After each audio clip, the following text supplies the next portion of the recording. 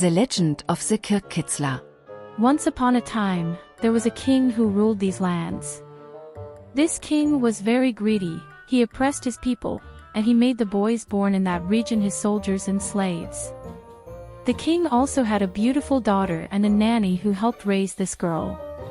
She and her nanny would occasionally go away to travel to the countryside, to the plains, and to the riverside. The river fell in love with the girl's green eyes at first sight. That as time passed, the girl grew older and more beautiful, and now she began to wonder and question the outside of the palace. Bored in the palace, one day the girl takes leave from her nanny and goes out.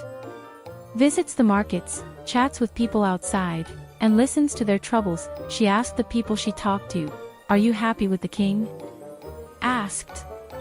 But no one said, "We are satisfied." Hearing this, the girl becomes very upset and returns to the palace before evening. As she promised her nanny, the king's daughter tells her nanny what she heard about her father on the street today. "My father wouldn't be such a person.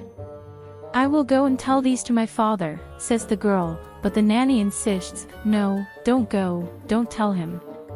Your father will get angry with you." However, the girl doesn't listen. She goes to her father and tells him everything she saw and heard. Her father becomes angry and forbids the girl from leaving the palace again. The girl was very sad. The nanny couldn't stand his sadness and said, "Don't worry, change your clothes and leave the palace. No one will recognize you." The girl left the palace in disguise. Every time she left the palace, she met a girl outside, became friends with her, and listened to her troubles. When she returns to the palace, she produces remedies to cure them. This continued with the help of his nanny, 1, 3, 5, until he had 39 girlfriends. Together with her daughters, she helped the helpless, the needy, the hungry, the thirsty and the sick.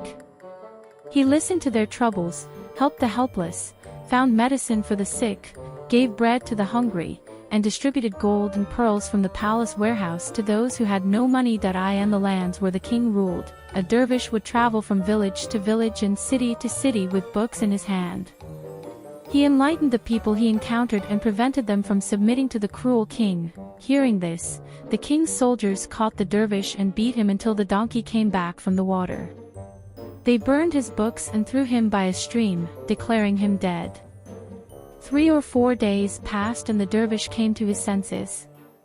Dervish, who could not stand this torture, was very upset that his books were burned. After washing his face and hands, he knelt down and raised his hands to the sky and prayed to God. "Oh beautiful God! Make the daughters born in this land so brave, so just, so merciful, knowledgeable and strong that they will be the leaders of the king's soldiers. May peace, happiness and love flourish wherever they go." He prayed, and he never came down again, in the mountains. Continued to live. The king then discovers that the treasure in the palace storehouse is running low and orders his soldiers to capture and kill those responsible. After a long struggle, the thieves were caught and it was revealed that the king's own daughter was behind this. He was distributing gold and pearls from the palace to those in need. They immediately informed the sultan.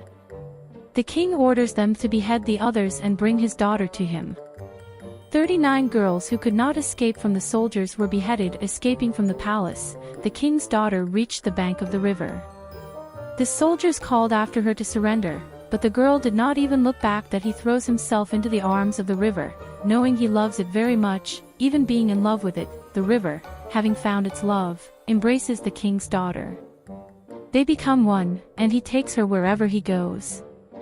The river, now in love, flows even more joyfully, rushing and surging, flowing like crazy. No soldier dares to jump into the water, to follow it. The river, having found its love, flows green from that day on, the color of its beloved's eyes. It becomes Yeşilırmak.